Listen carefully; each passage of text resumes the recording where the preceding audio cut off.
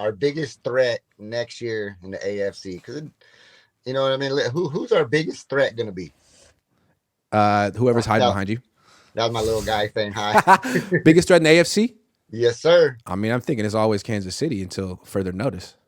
I, Who you I like? think Who you like? Kansas City. I think they're kind of plateauing. I think they might have a little struggle next year. They're Not losing a lot of weapons, great. right? Yeah. What's that? They're losing a lot of weapons. Yes, but you know who's Yes. getting some weapons though? Who? Buffalo.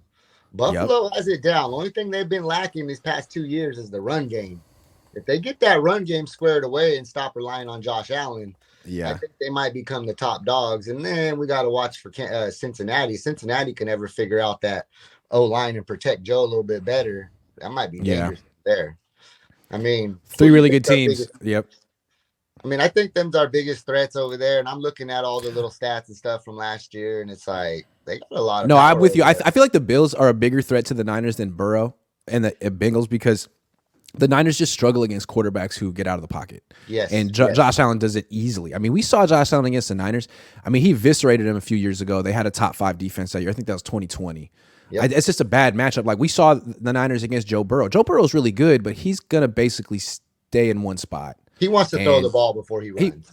yeah, he wants to basically stay in one spot and throw the ball. And that means he's going to get sacked at least once by Nick Bosa. You know, like he got sacked 5 times against the Niners. I don't know. Yeah, I feel like it's a better matchup for the Niners. I think Yeah. so. I don't know what the nine, and then I go into the NFC looking at who's our biggest threat in the NFC. And I mean, Philadelphia, I don't think they're going to have the same team and quite dominance as they did last season.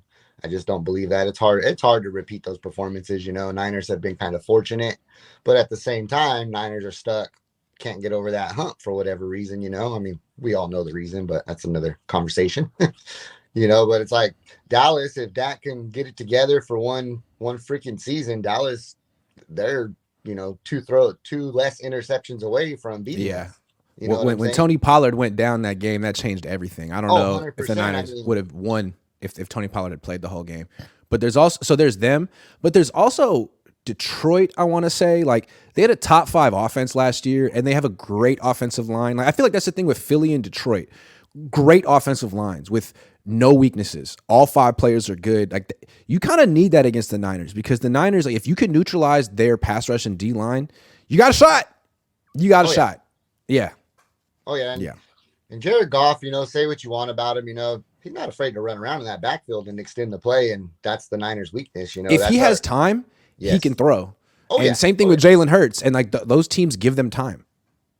Jalen Hurts is undercover to me is he don't get the credit he deserves. I mean, I'll be the first one to say when I first seen him his first season or two, I was like, but last year, I mean, he's just so poised, decisive, knew what he He's wanted great. to But at do. the same time, like how often do you see him with bodies around him in the pocket? I feel like the Eagles do as good of a job as any team is just giving Oh, him clean yes. pockets. Yeah, he's got time and space most of the time. And that's because of a lot of things. Great offensive line. The fact that they go for it on 4th down means that they run it all out on 3rd down. So you never really know when they're going to pass. I mean, they do a good job in Philly. Drink. I mentioned him again. Drink.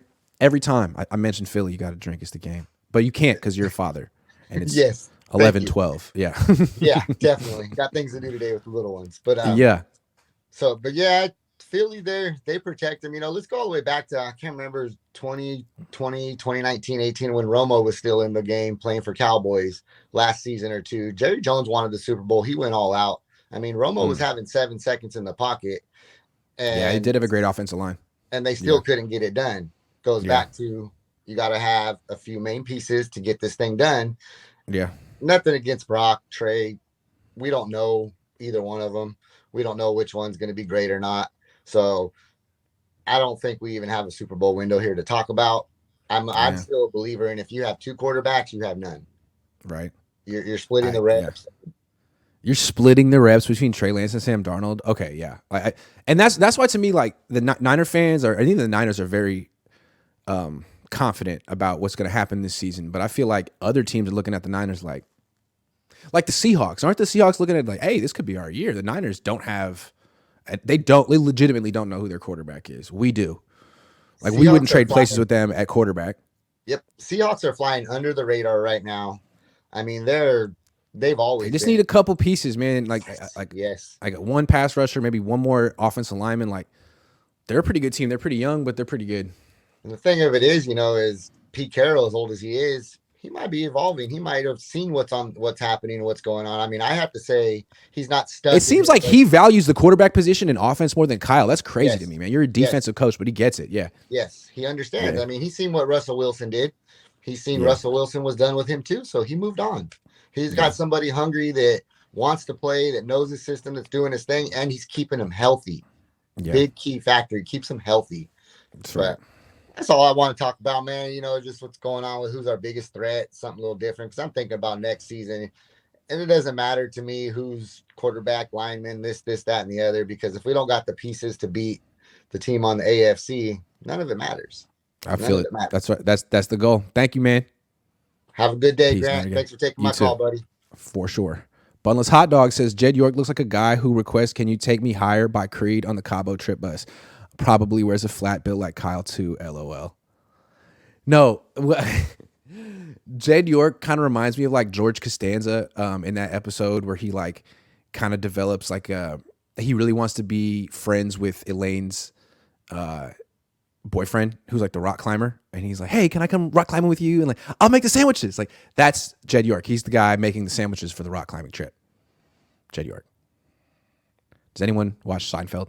Melody Moonfire says, "Fire Jed, Kyle Shanahan, maybe John Lynch. Get a fiery alpha owner who will trade for the top 5 quarterback and get rid of the Cabo crew. They like to party more than win a Super Bowl. They really like to pat themselves on the back for almost winning things. That's really what the Niners have done the last 4 years. A lot of patting themselves on the back."